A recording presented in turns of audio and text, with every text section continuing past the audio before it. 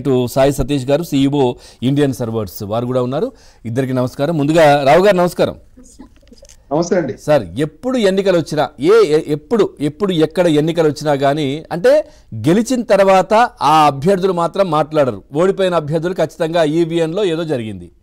ఎందుకు ఇట్లాంటి మాటలు వస్తుంటాయి సార్? అసలు ఏంటి, ఈవీఎంలు సురక్షితమేనా కాదా అనే చర్చ ఎందుకు జరుగుతూ ఉంటుంది ప్రతిసారి కూడా?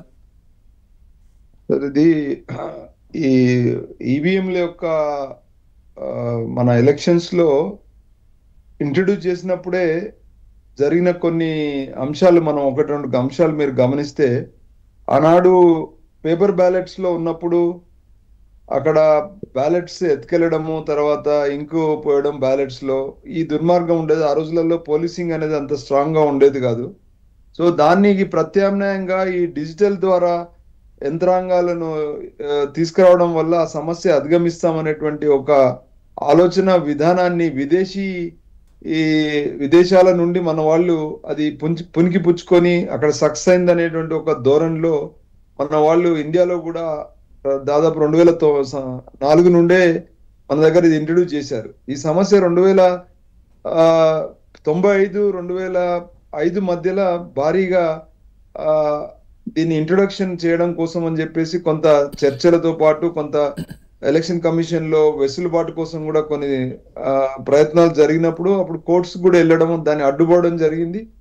అయినప్పటికీ కూడా ఎలక్షన్ కమిషన్ దాని మొగ్గు చూపింది. ఆ తర్వాత 2009లో స్వయానా నేను ఎన్నికల నిఘా వేదిక తరఫున ఒక అధ్యయనం చేసి దాన్ని సుప్రీంకోర్టుకు దృష్టికి తీసుకెళ్ళాం. దాంట్లో ఉన్నటువంటి లోపాలు, ఏ రకంగా ఈ ఎలక్ట్రానిక్ యంత్రాలు అంటే ఏదైతే డిజిటైజేషన్ ద్వారా ఓటు నమోదవుతున్నాయి, ఏ రకంగా దీంట్లో ట్యాంపరింగ్ కు గురవుతుంది అనే అంశాలను స్పష్టంగా ఒక 2009 ఎన్నికల్లో కొన్ని కాన్స్టిట్యుయెన్సీలో జరిగినటువంటి అవకతవకలు, అంటే పోలింగ్ డేకి కౌంటింగ్ డే రిజల్ట్ డేకి మధ్యలో జరుగుతున్నటువంటి ఆ విభేదాలను, ఆ వ్యత్యాసాలను ప్రాక్టికల్ గా క్షేత్రస్థాయిలో వచ్చిన కాంప్లైంట్స్ ను మేము అధ్యయనం చేసి దాన్ని కొన్ని దేశాలు, అప్పటికే 2009 నాటికి దాదాపు 6 దేశాల్లో ఈ ఈవీఎంలు బ్యాన్ చేసినటువంటి దేశాలను కూడా మేము అధ్యయనం చేసి వాళ్ళు ఎందుకు బ్యాన్ చేశారు అనేటువంటి అంశాన్ని కూడా మేము సుప్రీంకోర్టు దృష్టికి తీసుకెళ్లడం జరిగింది. ఆనాడు చేసినటువంటి ఆ ఎక్సైజ్ లో సుప్రీంకోర్టు కూడా మేము లేవనెత్తినటువంటి 50 ప్రశ్నలు ఏదైతే ఎలక్షన్ కమిషన్ ముందు లేవనెత్తామో, ఎలక్ట్రానిక్ ఓటింగ్ మిషన్ యంత్రాల యొక్క తయారీ కావచ్చు, దాని యొక్క డిజైన్ కావచ్చు, లేదా దాని పనితీరు కావచ్చు, ఈ 50 ప్రశ్నలకు సమాధానాలు ఇవ్వకుండా వాళ్ళు దీన్ని దాటవేసినప్పుడు మేము సుప్రీంకోర్టుకి వెళ్లాల్సిన పరిస్థితి నాకు ఏర్పడింది యాజ్ ఎ పిటిషనర్ గా. అప్పుడున్నటువంటి సుప్రీంకోర్టు జడ్జి గారు బాలకృష్ణన్ గారు ఒక డైరెక్షన్ ఇచ్చారు, ఏంటంటే ఇది చాలా సీరియస్ అలిగేషన్స్ ఉన్నాయి, మీరు దీన్ని సమాధానం ఇవ్వాలనేటువంటి ఒక దాంతో డిస్పోజ్ చేయడం జరిగింది. అప్పుడు ఎలక్షన్ కమిషన్ అనివార్యంగా సమాధానం ఇచ్చే బదులుగా దాన్ని అడ్డుకునే ప్రయత్నంలో భాగంగా ప్రెస్ లో అన్ని విషయాలు బాగానే ఉన్నాయి, కావాలని కొద్దిమంది తప్పుపడుతున్నారు అనేటువంటి విషయాన్ని. రావు గారు, మీరు అనేది ఖచ్చితంగా దీంట్లో ట్యాంపర్ చెయ్యొచ్చు అని మీరు అంటున్నారా? మేము ఎలక్షన్ కమిషన్ ముందుకు వెళ్ళి చూపించే వాళ్ళు మాకు ఛాలెంజ్ కూడా ఇచ్చారు. ఏంటంటే మీరు లోపాలను చూపించడం కాదు, మాకు ఎలక్షన్ కమిషన్ ముందుకు వచ్చి మీరు చూపించమని చెప్పారు. దానికి మేము ఛాలెంజ్ కూడా తీసుకున్నాం. నేను పిటిషనర్ గా హరిప్రసాద్ గారు అని ఒక టెక్నికల్ ఎక్స్పర్ట్, అలాగే మేము ఆ ఛాలెంజ్ తీసుకొని ఎలక్షన్ కమిషన్ ముందు కూడా వెళ్ళాము. మేము వెళ్ళి చూపించే ప్రయత్నం చేశాము, ఒక ప్రోటోకాల్ కూడా ఇచ్చాము. దాన్ని మొత్తం దేశవ్యాప్తంగా ఉన్నటువంటి 100 గోడౌన్స్ నుండి ఈవీఎంస్ ను తీసుకురావడం జరిగింది. ఆ తీసుకొచ్చినటువంటి ఈవీఎంస్ ని మేము ఒక 20 ఈవీఎంస్ తీసుకొని ర్యాండమ్ గా ఒక 4 ఈవీఎంస్ ను election commissioners, ECIL, BEL company manufacture సమక్షంలో మేము దాని ట్యాంపరింగ్ ఎలా జరుగుతుందో చూపించే ప్రయత్నం మేము చేసినప్పుడు మేమే కాదు, మా మేము వెళ్ళినప్పుడు 10 పార్టీల ప్రతినిధులు ఉన్నారు. దాంట్లో సుబ్రహ్మణ్య స్వామి గారు, జీవీఎల్ నరసింహారావు గారు, తర్వాత టీడీపీ నుండి, కాంగ్రెస్ నుండి, అన్ని పార్టీల నుండి ప్రతినిధులు ఆ రోజు ఎలక్షన్ కమిషన్ లో ఉన్నారు. అది సుప్రీంకోర్టు ఆర్డర్ మీద జరిగింది. అప్పుడు మేము చూపించే ప్రయత్నం చేస్తున్నప్పుడు మమ్మల్ని మధ్యలో అడ్డుకున్నారు. మేము ఓపెన్ చేసి చూపించే ప్రయత్నం చేస్తున్నప్పుడు అది మాకు పేటెంట్ రైట్స్ ఉన్నాయి, మేము ఆ చిప్ ఏదైతే బ్రెయిన్ ఆఫ్ ది ఈవీఎం మేము ఓపెన్ చేయనీయమని చెప్పి మమ్మల్ని అడ్డుపడ్డారు. అడ్డుపడ్డప్పుడు మేము అదే OTP chip one time programmable chip అంటారు కదా, ఈవీఎం లో వాడేటువంటి ఆ చిప్ ఏదైతే ఉందో అది జపాన్ లో అమెరికాలో తయారవుతుంది. మన ఇండియాలో చిప్స్ మ్యానుఫ్యాక్చరింగ్ లేదు. అయితే మేము అడిగిన ప్రశ్నల్లో మీరు ఏం ప్రోగ్రామ్ పంపారో ఆ ప్రోగ్రామే వాపసు వచ్చిందా అని మేము అడిగాం ఒక ప్రశ్నకు సమాధానం.